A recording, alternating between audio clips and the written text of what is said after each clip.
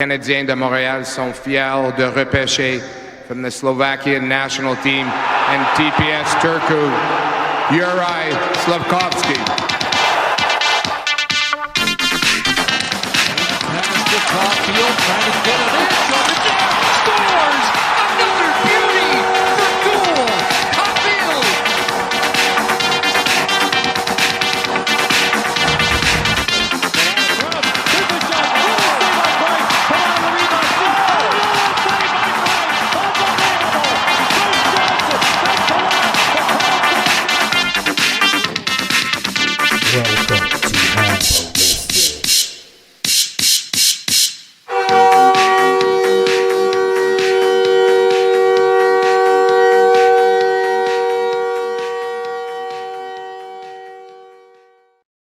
Welcome to the show. It's your boy Lewis. And it's your boy Gibby. What's going on, guys? What's up? What's up, bruh? Not much, man. Just Living the dream. I don't know whose dream it is, but it's definitely not mine. I'm sorry. For what? I just gotta apologize to you because I know I dragged you back into this.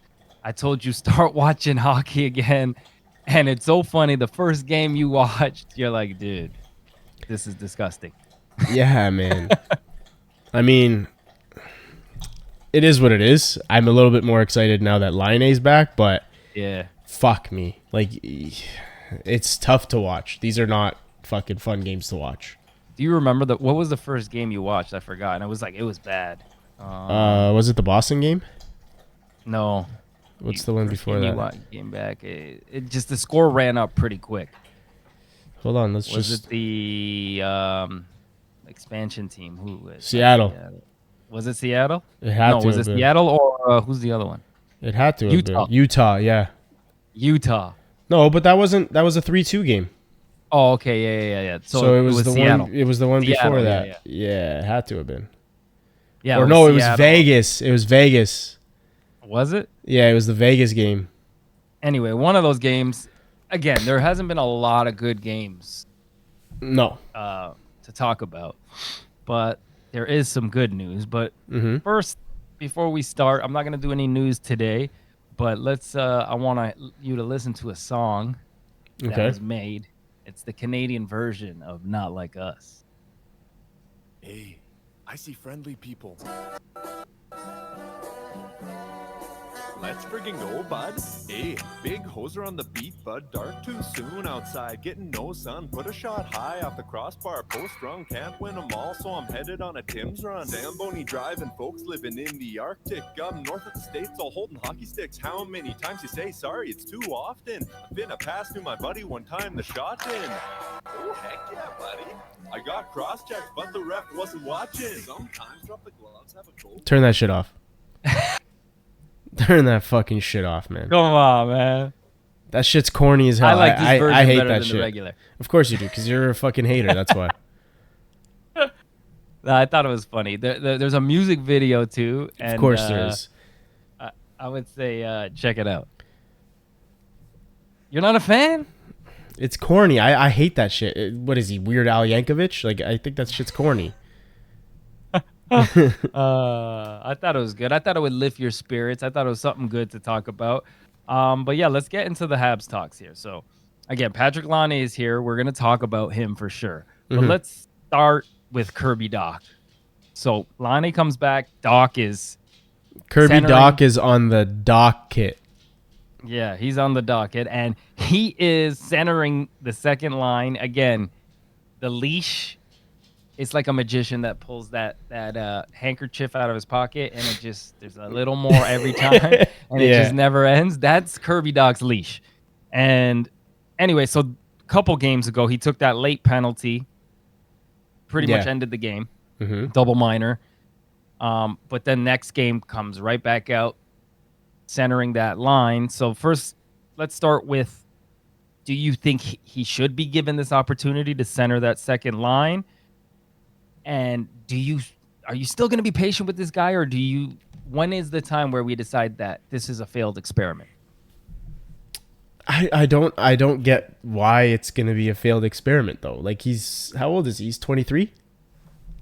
He's young, but Like that's what I mean. This age when you start to figure out who a player is, right? Okay, but he also missed 1 full year of development as well. Like last year was a write-off. He's still not 100% up to speed. Honestly, like the only thing that concerns me about Dach is if he can improve his face-offs. Other than that, like I have no, like obviously, I mean, he's not doing well. I'm not saying he's doing well, but I'm giving him some leeway because of the fact that like he is young, he's still developing. He missed a full year of development last year, and he's a big body. So like, worst case is we have a little bit of a hole for a second line. And in terms of that, like we really don't know until we're ready to push the docket for starting to make a push for playoffs. I don't think this year, no. I don't see it happening, and I say that now and watch they're going to push. But I honestly don't even think we're going to be ready next year. Like I don't. I think we're going to start to see competition for like competing for playoffs come starting 3 or 4 years from now. And okay, I don't know if you want to touch on this, like touch on Dach, but I have something that I do want to like see your input on regarding the face of of how the Habs are being built. But what's your take on Dach? All right, with Dach, I kind of am growing frustrated with the player as well. I'm not gonna lie. Like I get it. I do understand the frustration of Habs fans, but I look at that second line, and you need good players around you to play well. And who else is gonna center that line? Who else? Right now, like there's really nobody. I mean, you can try and showcase Dvorak, but he's just not offensively there. He's not, and I think that. I'll be honest. I liked the line. They weren't the greatest, but I can see that. I can see what they're trying to do. 3 big bodies. All of them are, skilled. They're all skilled. If they can find some chemistry, it could be a tough line to play against. Obviously defensively is a little bit. They're the type of line that it's kind of like not a long high ship. risk. It's a high risk because if they end up in their own zone, it's going to be tough to get it out. Yeah. So you have to find a way to. I liked it when they had that line out there, put a guy like Hudson and somebody else a little more secure back there. Somebody and mobile. I think trying to chip the puck out and make those passes. We'll see. I do think I would like to see a more defensively responsible guy to go on that line with, Dach. Mm-hmm. And Laine. I to be honest, I would like to see Slafkovsky back on the top line. Okay, so then who moves? Who moves? Maybe a guy like Newhook down there. Right? Yeah, because he has his speed. He has his speed. He has, or maybe a Heineman who is kind of responsible too as well. Even Anderson, to be honest, Anderson has been playing very well. He's been showing up. He's been showing up, but the I don't know. There. We'll see. I'm willing to be patient, a little more patient with Dach. Like I'd say another month or so. But if we see no improvement by the end of this month, like I get it. He needs to either sit down a bit or go to the third line and again showcase Dvorak, do something else because we've given him every opportunity, and I get it. St. Louis is great with that, and it works. It's worked. We've seen it happen with many different players. Mm-hmm. But, there is a time. I don't think the whole season should be, just given to him. I do think eventually there has to be a cutoff where there are other guys playing well. And to be honest, even Dvorak has been playing a lot better as of late. So we'll see. But as for now, I think, again, be a little more patient, Habs fans. Let's see what this line can do. Tonight is another night where they're going to go out there. Again, Laine as rusty. He thought he had a shitty game. I thought he was pretty good, decent. Not like you could see the rust in his game, but I thought it was pretty good. And I've said this many times in the past. I trust Martin St. Louis in what he's doing. I don't think he's clueless. I don't think he is just, throwing his best players out there for no reason. There's a reason. He really has shown that. Look what he did with Caulfield. Like, that's just a perfect thing. There was one point where we looked at Caulfield and we said, "Oh God, not another bust. This kid can't score at this level." He struggled, but look at him now.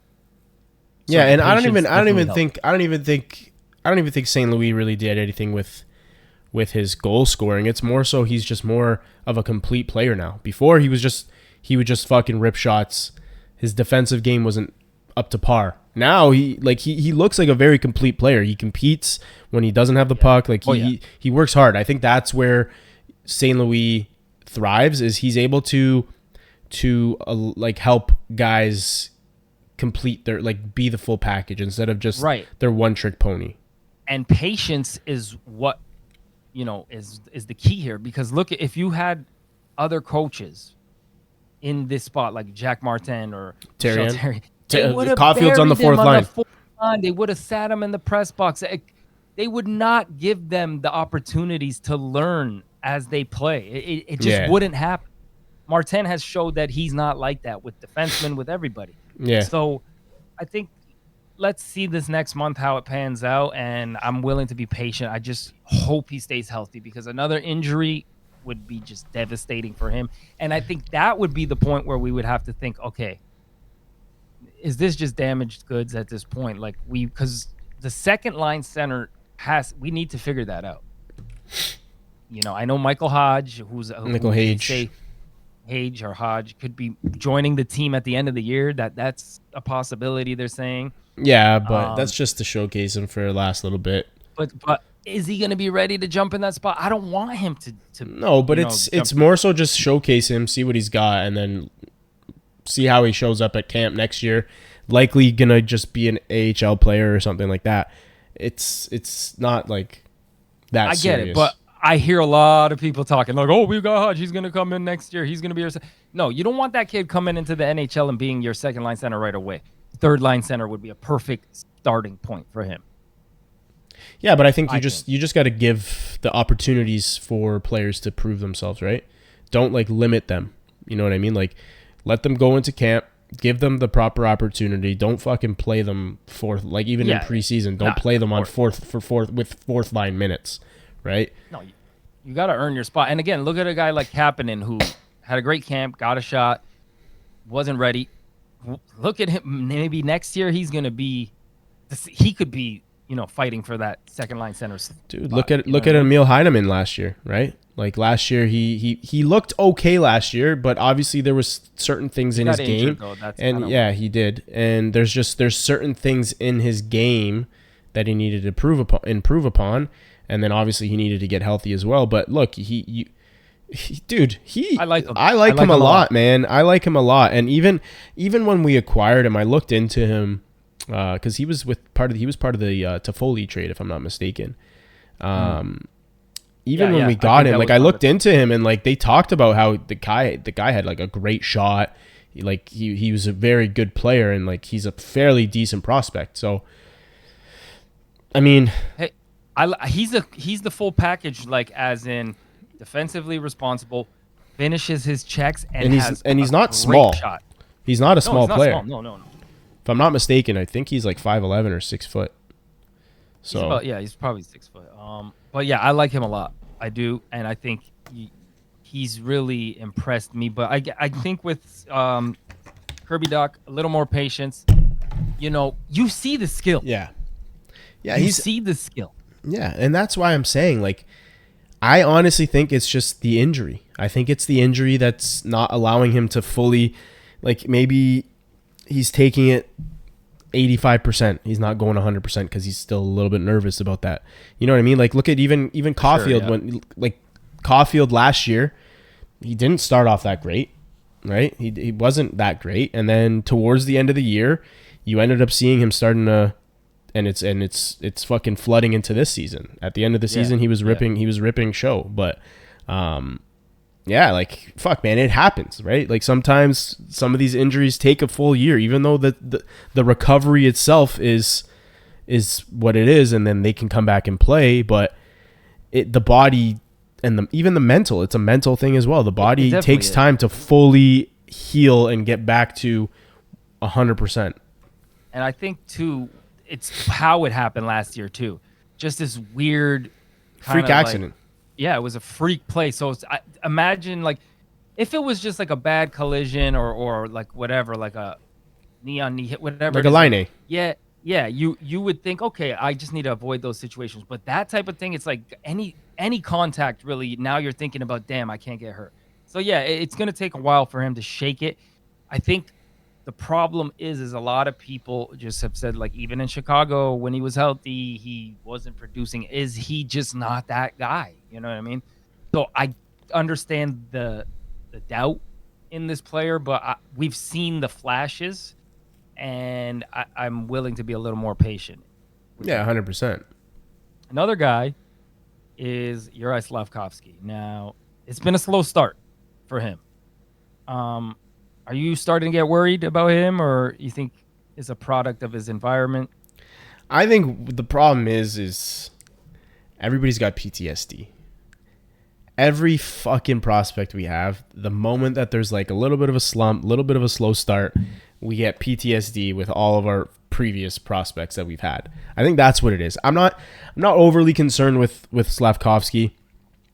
Reason being, he's young, obviously, being a prospect. He's a fucking big body. I just think that like the whole and this is what I wanted to kind of talk to you about regarding is like the whole, we're in like a weird transition stage, like where our veterans aren't exactly good veterans, like they're not skilled veterans. Like we don't have a Toffoli type of veteran right now.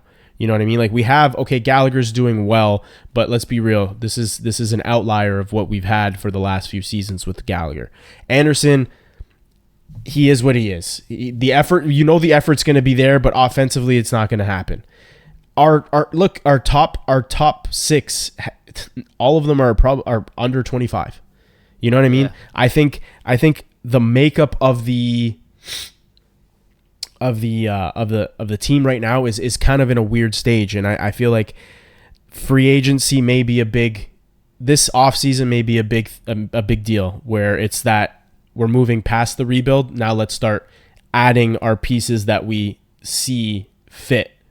And again, like the thing is, like, having these veterans on the team, yeah, you can mentor these guys, but also you see these veterans and how much they compete, and they push the envelope for all these young kids to want to do as good as and put in as much effort as they want, because we see it now, like with the Habs. Like, obviously I haven't watched 100% of the games, but from every game that I see, a lot of them, it's tough for them to just maintain that level of intensity. And whether it be they're too young, where like the endurance isn't there 100% yet, or it's just no one's really pushing that envelope and showing them what it's like to have the effort. But the thing is, we have Gallagher, we have Anderson. So like it's a weird situation. Like, I just think this offseason with trades, with free agency, I think time to get more more aggressive. Yeah, I think we got to start being a little bit more aggressive in terms of that. Because honestly, like, and look, our defense struggles. Like, we struggle. And we have Savard, who's 36, 37, or whatever the fuck he is. He hasn't been himself 100%. Yeah, he's steady, but let's be real. Like, he's a bottom six guy at this point.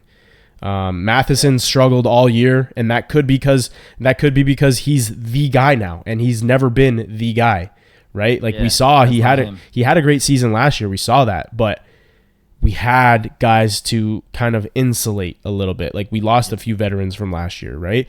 This year, I'm telling you, yeah, Kovacevic is a steady dude. He's a steady body, but it's just it's a weird transition for the Habs right now, and that's why this year has been probably the toughest year to watch. Just because the defensive lapses have been really, really bad from what I've watched, and the goaltending. I won't even blame 100% on the goaltending, though. Like, I won't. Not 100%, but if the goalies are having a bad game, almost guaranteed, which says a lot about the team, but the goaltending has been dreadful. Montembeault has had a few He's been up and down. Yeah. good games. Primo Primo has been good. I honestly don't think Primo has been bad. I think the team last game, the first 2 goals not on him. So the team themselves let him down in that term. That wraparound. Dude, it happens. Why is there nobody defending him? But there's only one play to make there for McAvoy. Dude, he was not even close to his post on the slide back. Like, it was just... Yeah, that happens, though. But this is what I mean. Like, you're giving, like, the team is not giving... Like, I would understand if it sneaks in. This was wide open. Like, a goalie needs to be able to get to his post on that is not a high percentage play. Like, freaking, I would say 31 out of 32 starters or backups, whatever, will get to their post and make that save. It's unacceptable. And I would say the problem is with Primo is he gives up goals, a lot of goals quick, and it just destroys the team. It does. Yeah, but again, I'm not blaming Primo on some of those goals. Yeah, he's let in some stinkers. Don't get me wrong. But there are times where I just think the team hasn't given him a fair shake. And even Montembeault. I'm not gonna say like, it's happened with Montembeault, right? No, like, Montembeault too. I'm not gonna listen. This team defensively, they give up a lot. The problem is though, you need your goalie to make key saves, and you can see it in the games that Montembeault plays well and makes those key saves. Yeah, the Habs can rally and they can win, but every mistake that the Habs make ends up in the back of their net, and that just is a sign of poor goaltending. It really is. Because every team in the NHL makes mistakes, but not every mistake ends up in the back of their net. That's what a goalie's there for. So I know. Sorry, go ahead. The team is more to blame. Don't get me wrong on defensive lapses and this and that, but if you put a good goalie back there, if Carey Price is on this team, they're above 500 right now. And I think so. If we have Shea Weber on the team. This team, like, you know what I mean? But look, those are veteran guys. I know, but I'm just saying, like the goaltending is just it's been below mediocre. If they've had average goaltending, but they're not. But they're also not. They're not. They're like, what do you expect from them? Like, what do you expect from Primo?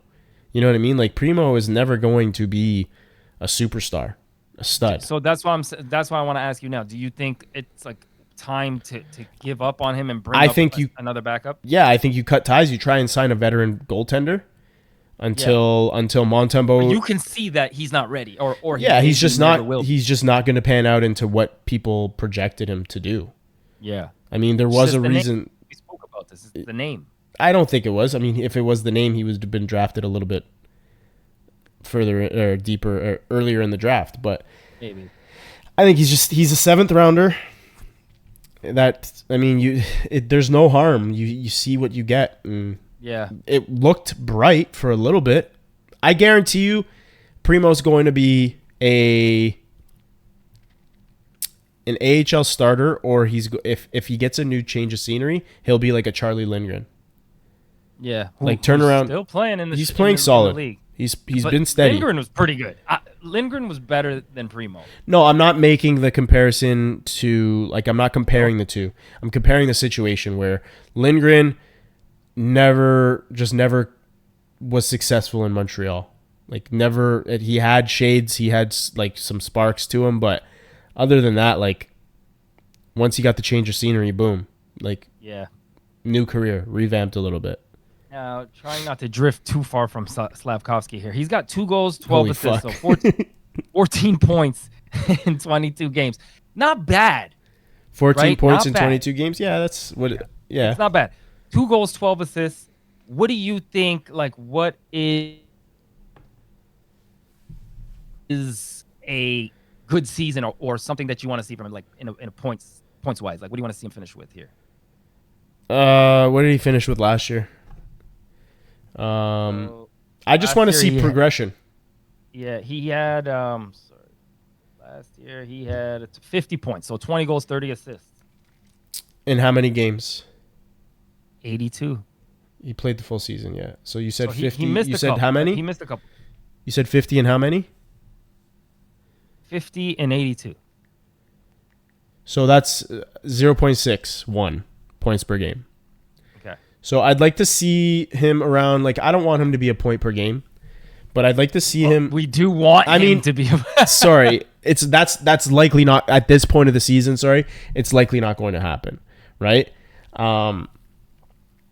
But I'd like to see him hover around like 60, 65 points this year. I would. Yeah, so 60-point mark. Yeah, and you said he has how many points in 22 games? He's got 14. Okay, so he's at 0.63 right now. So that is an increase. So over 82 games, he'll end up finishing with 53. Right. I want him to push a little bit of the envelope and now, let me ask you a question. Yeah. Does it matter that cuz he's a great passer. Mm-hmm. He's a good passer. Do you care if he scores less goals but has more assists? Like is that I something don't that you I don't really give a fuck about that.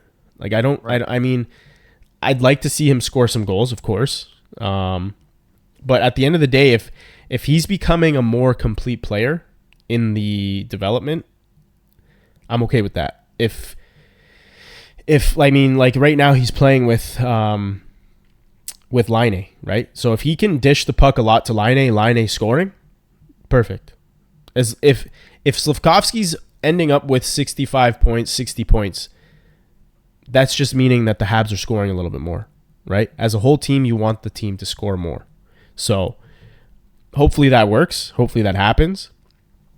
But yeah, like if you're saying like you would want him to be kind of like a Brady Tkachuk style player, like power forward, right? Yeah. That's kind of what you want from him. So Brady's first season, 45 points, 22 goals, 23 assists. Second season, 21 goals, 23 assists, 44 points. Third season, and in 71 games though. In third season, only 56 games played, 36 points. But then let's look at his first 82, and this was his 5th season in the league. Yeah. Where he finally hit the 83-point mark. Point per which game. is 35 goals, 48 assists. So I'm just trying to think, like, as a first overall pick, where do we want him to land? Like, we want him to be a 30-goal scorer. Yeah, I'd like to see like a 30, 50. 30-50, 30-60, right? I don't think he'll ever become a 100-point guy. But, yeah, I'd like to see him as a 30-goal scorer hovering around that point per game. I think that's his ceiling. Obviously, I'd like for it to be more. But So you think, like, you'll think he was a good pick. Obviously, the draft wasn't, again, not a lot of people from that draft are doing great. No. Right? Like, it's not like a great freaking No. generational It was draft. more of a deep draft Yeah. with a lot of solid players than So you think generational if we talents. get a 70, 80-point player out of Slafkovsky, then you're happy, right? Yeah. Yeah. I mean, I'd like 80 to 90. Right? Because you want him to be a first line player. I don't see the Habs ever having, I mean, they could, but I don't see the Habs as a top 6 heavy team ever. I'd look at them as a solid top 9 that are producing well. Obviously, the third line is not going to produce as much as the first line, but I think the team is more of a, what's the word I'm looking for here? Like spread out point production wise, right? Yeah. Like Suzuki's going to be a point per game guy. He'll probably hit 90 points. So yeah, like I just don't see a McDavid type player, and then their bottom 6 is getting like 40 points, 30 points. You're saying he's not a bust, though. You don't think he's a bust yet? No. I don't think Slafkovsky's a bust, man. I think he's just struggling. The team is struggling. Like, what do you want, right? Yeah. Again, I think once you start adding those veterans, I think everything will just fall into place. Gotcha. All right. Another prospect here made his his season debut, not NHL debut. Joshua Hua. Hua. It was short-lived because obviously Patrik Laine came came back. But what did you think of Wah on his short NHL stint? I thought he competed well. Didn't think. I mean, it wasn't. Did he even produce at all? Like, I don't even think he got a point. What did he play? Three or 4 games, if that. 3 games. Yeah, like, I mean, what do you expect him to play, really? Like, did he even play top 6 minutes? I don't even think he played top 6 minutes. No. So that's what I mean. Like, you can't really, like, in the AHL, like, he was, and this is one thing that does bother me about He played 4 games. yeah, so he played 4. No points. Was a No minus penalty 1. minutes, -1. Yeah. Yeah, like I said, like that's one thing that bothers me about St. Louis. You're in a moment where you can do stuff to test things. Like, you obviously don't have that solidified top 6. You can, like, just like what he did with Heineman. Like, you can put him in that top 6. See how he performs in that top 6. He didn't do it. So, like, what do you really expect him when he's playing 3rd or 4th line, right? Like, he's not going to offensively produce like he is in the AHL, because he's not getting those top 6 minutes. Gotcha, yeah. So, yeah, not too impressive. You thought, again, wasn't put in a situation. I mean, I wasn't disappointed. I don't think he was amazing. I don't think he was great. But at the end of the day, I just think at the end of I'm saying at the end of the day way too much in that sentence. At the end of the day. I just think St. Louis needed to give him a better opportunity. It was just shitty timing. I mean, it was just like that filler role. But I think he'll continue to produce in the AHL. And I don't want an injury. I think if there is an injury, knock on wood, he'll likely get the call up. What do you think of this advice? Up with nice suits, nice car, making about 400. Some guys, they make 400 grand every 2 weeks because you got 13 paychecks during the year, and you're paid in US. Bottom line is, you're working 20 minutes. You're working 20 minutes when you show up at the Bell Center. Can you fucking skate and hit? I don't give a fuck how you're feeling on the ice, if you're tired, young. No. Can you fucking work? That's it. Like, that's it. It's a privilege in life to go to bed at night and not worry about your finance. And So that's Maxime Lapierre on the Sick Podcast with Tony Marinero. Yeah. Dude, he's not wrong. Like, fuck. Just fucking, that's what I'm saying. And I've said this. I've been saying this for all the times that we've been struggling on watching the Habs since we've been in our little rebuild. I don't care if we lose. Like, obviously, I don't want to lose, and I'm not for a tank. But if it naturally happens, cool, because we get a high pick. Yeah. But if we lose games 3-2, 4-2, 4-3, whatever, if you're competing, cool, I'm happy. If you're fucking out there skating, cool, I'm happy. But if you're putting half-ass fucking games in and we're getting lit the fuck up 6-2, 6-2, 6-3, fucking 7-1, you know what I mean? Like, I don't want that. I want, and listen, those games will happen.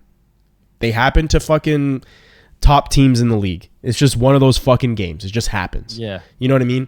I Don't just make a want, habit of it. yeah, just don't make a habit of it. I just want I just want to see effort.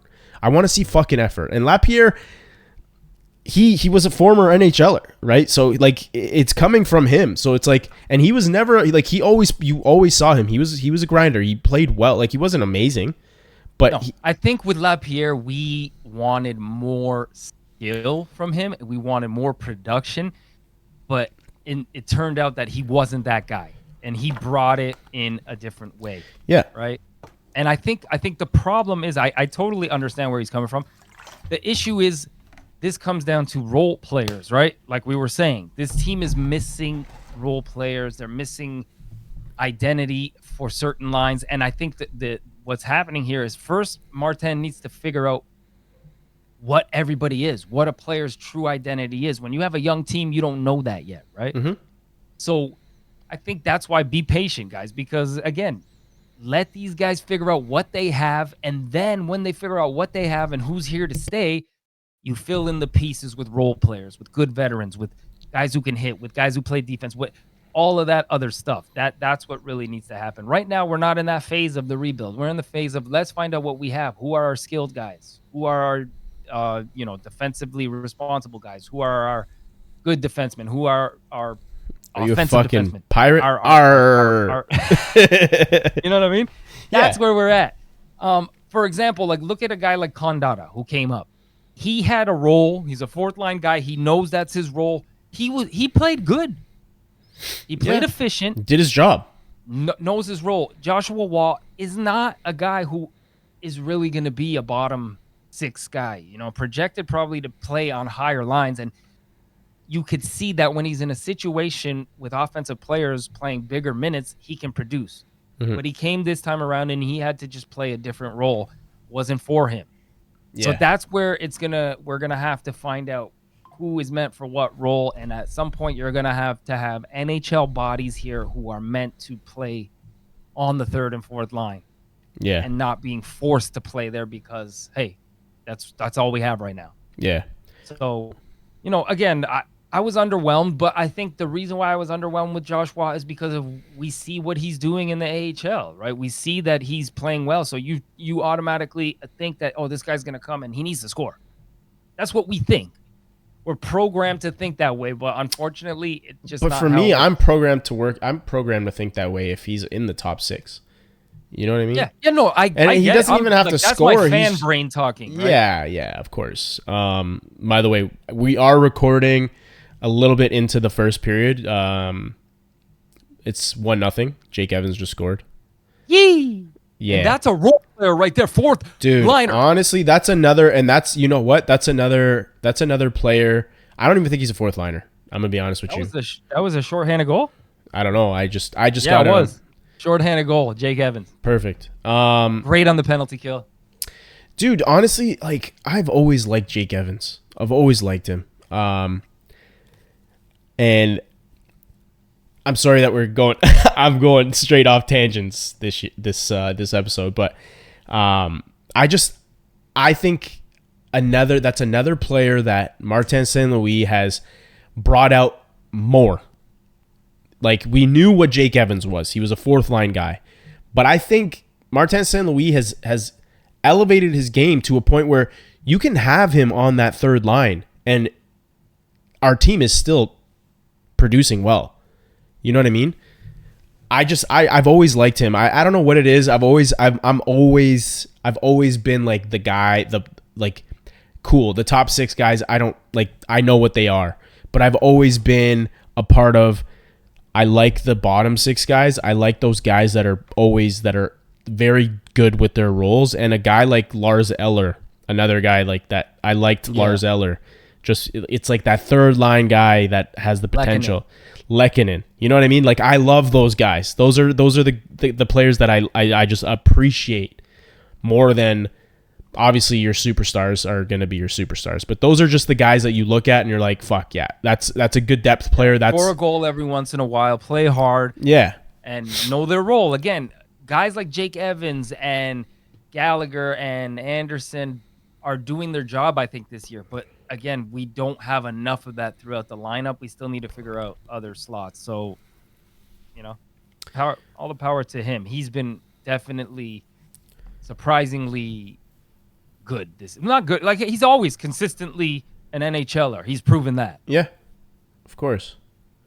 I'm just trying to look at his stats right now. He's got 12. Dude, he's got 12 points in 25 games.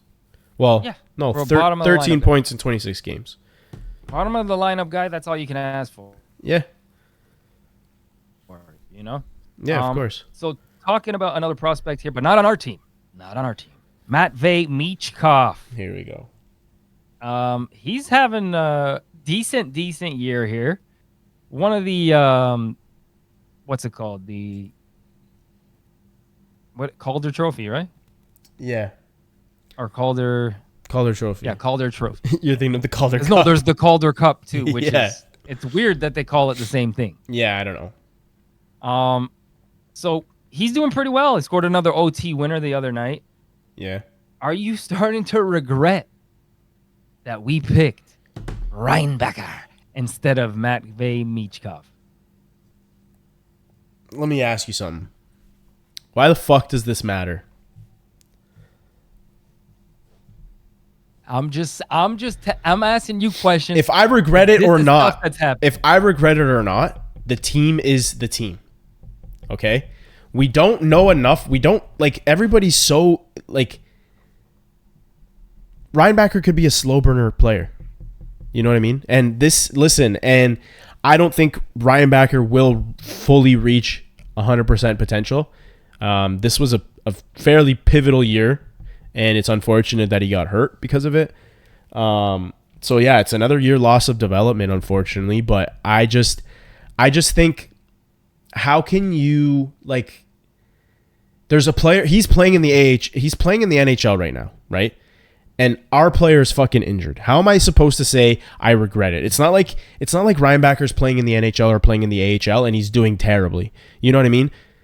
I can't say that I regret it. I don't, because, like, cool, like, he's doing well. He was also just a healthy scratch a week or two ago. You know what I mean? So, like, he's still a prospect too. Tortorella. Like, no, man. You know what? I don't mind Tortorella. I think Tortorella's he's one of the old few coaches that he'll push your limits. But I don't regret it. I don't understand why people are still discussing that draft. I don't. We have a player. He's there. He's fucking injured. Let's see what we get over the next few years. I say, at the end of their careers, you look at what they both have accomplished, we can have this fucking conversation. Yeah. You know what I mean? Because we don't know. We don't really know.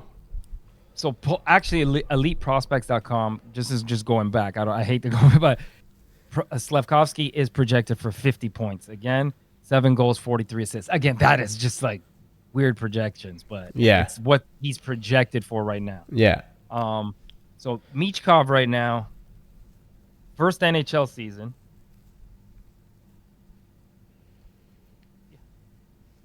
So basically, he's doing pretty good. Right now, he's got 30. He's got 9 goals. I was gonna say, holy fuck. 10 assists. So 19 points in 23 games. And he's projected for 31 goals, 35 assists, 66 points. So that's where he's at right now. Good for him. I mean, we knew that he was going to be a fucking good player. Nobody's doubting that. You know what I mean? But at the end of the day, like, I don't understand what the issue is. He's a right-handed. He's a right-handed D-man. You know how it is. People are right-handed D-man. Right-handed D-men are very hard to come by, especially a stay-at-home D-man like that. You know what I mean? Let's just see let's see where he's at in 2 or 3 years. Like, fuck, the guy hasn't even played a full fucking North American season yet.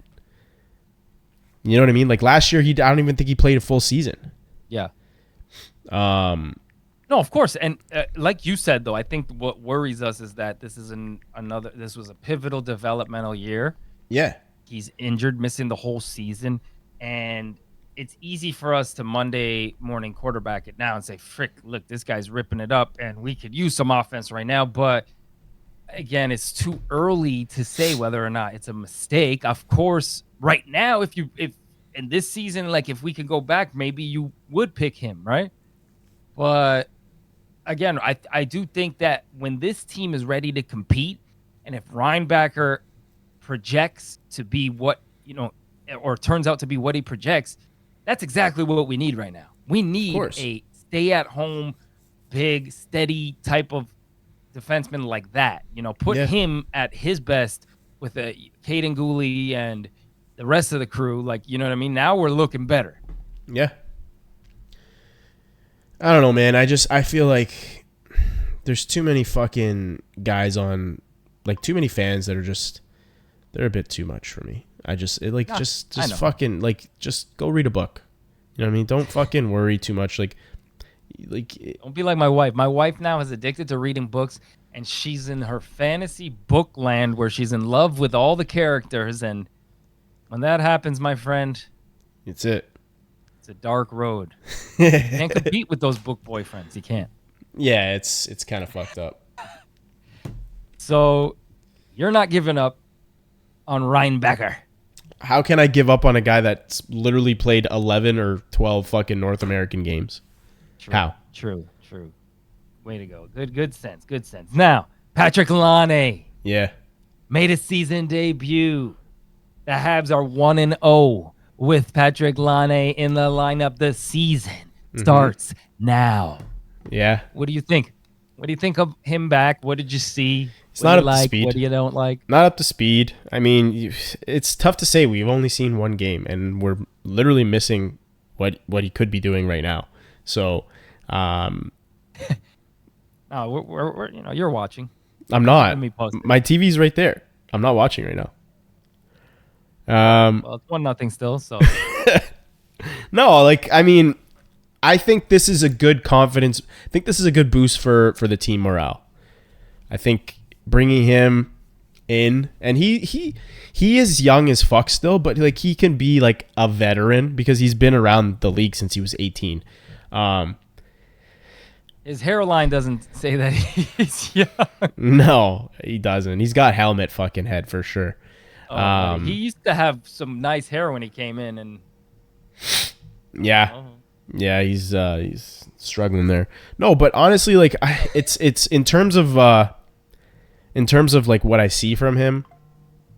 I mean, I haven't seen much. It's one game. He looks like, and he spoke about it after the game.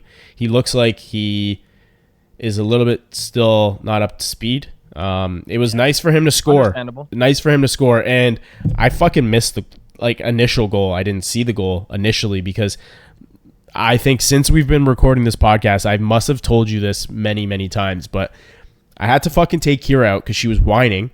And not every time, but a lot of the times that I take Kira out, the fucking Habs, and it's a Habs game, fucking, they score.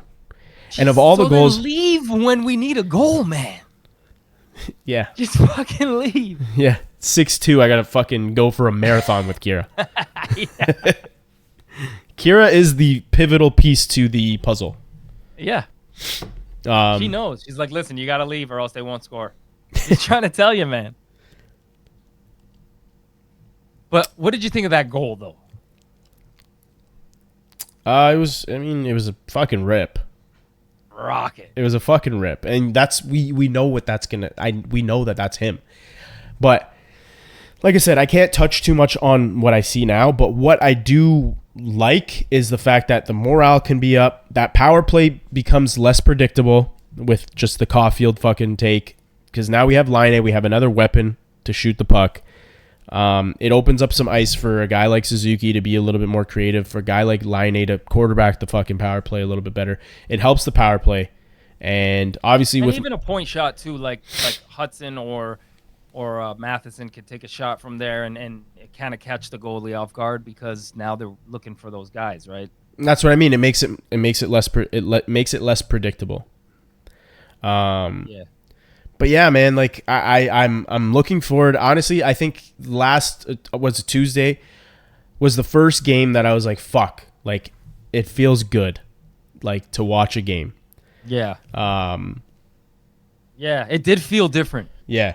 It almost felt like the first game of the season. I swear to God. Yeah. I was joking when I said the season starts now, but it did feel different. The team played decent. It was a hard-fought game.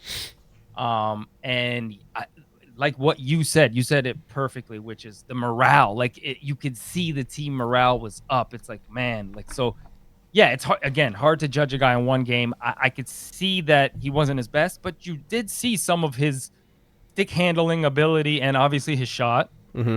And again, the team morale, getting a guy like that back, and maybe having him playing with Dach. Again, skilled players make skilled players better.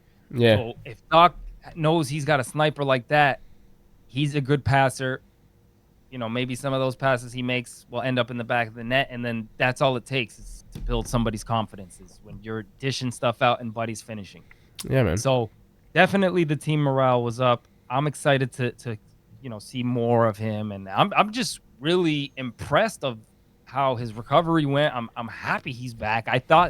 I literally in the back of my mind thought there was gonna be a delay. Like, oh, he's not ready. There's blah blah blah, and he had to go back in there and scrape some more shit out. I don't know what. Yeah, you just were always thinking the worst. No, but honestly, that ovation, when they announced, dude, honestly, like, I don't know how people cannot want to sign with Montreal. Yeah. Like, when a guy like Laine says, I've never experienced something like that before. Like, the fans are amazing here. Like, just hyping them up. And I know he's on the team, but he doesn't have to say that shit. You know what I mean? He doesn't have to say that stuff. But yeah, I'm excited, man. Me too. I'm excited. I'm excited for this. All right, and last thing before we end with our ending segment here, Montembeault, he was named to Team Canada for the Four Nations. Yeah, good for him. I mean, fuck, there's not very many Third goaltenders. goalie, of course. There's not very many goaltenders Very sad. to pick. It is what it is. Good for him. Congrats to him. We'll see if he gets a fucking game or not. We'll see. Are you upset that a lot of the Habs got snubbed? No. Like Caulfield and Suzuki? No? Too much. I mean, Caulfield. Yeah, I mean it's a depth thing. I mean, with the States, maybe they just wanted to go a different route in terms of like how they want to play. Caulfield's a small body. Role players. Yeah, Caulfield's a small body, said. right? I didn't expect Suzuki to be named, to be honest. Maybe he could have been named over Seth Jarvis, but like he got named. Whatever. It's not. I don't know. For me, it's not that big of a deal. Yeah. I don't. But Patrik Laine and Yoel Armia made Finland. Yeah. Not made, but were chosen. Yeah, they were chosen. I mean, fuck, good for them. Laine. I mean, fuck. There's not a lot. You can't not name Laine. Like, you know what I mean? Like, and Armia is he is what he is. He's solid. What about Heineman, man? Dude, honestly, like, I don't care. I don't care about these, like, if they get named or not. Like, it just means that they're not good enough. The Four Nations, though? Will you be cheering? No, I'm gonna be watching. You're gonna watch it? Yeah, I'm gonna be watching, of course. That's why, like, regardless if there's Habs players or not, I'll still watch. Okay, fine. Don't yell, man. Don't get hostile. I feel like you're getting a little hostile. No. All right, let's end with this segment here.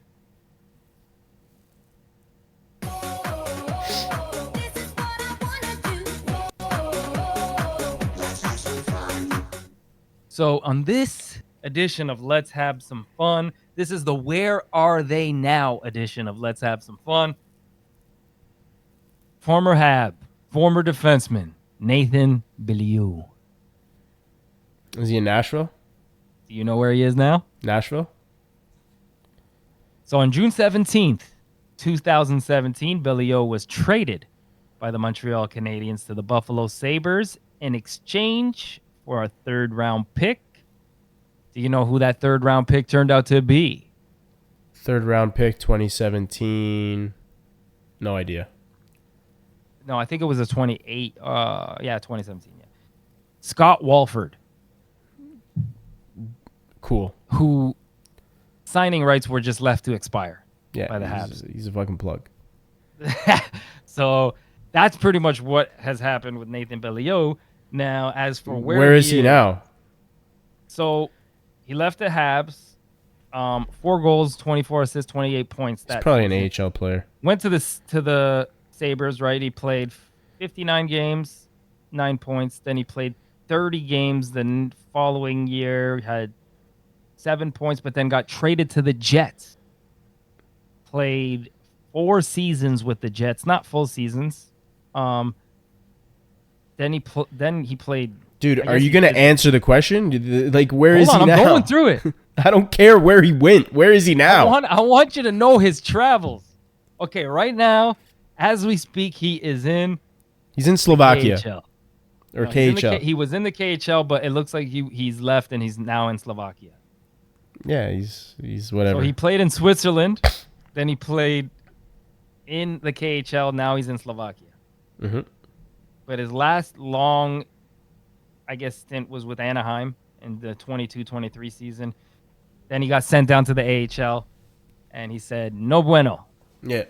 I don't want to be here no more if I'm not gonna be in the big show." Okay. Are you happy? I mean, like, what the fuck is that?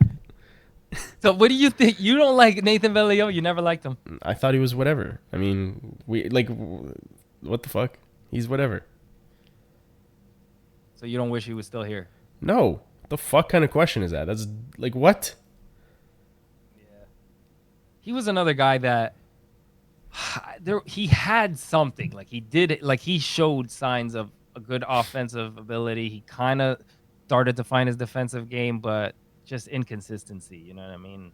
Another guy who kind of like, again, we pumping the own tires of our own prospects and kind of just never panned out. Yeah.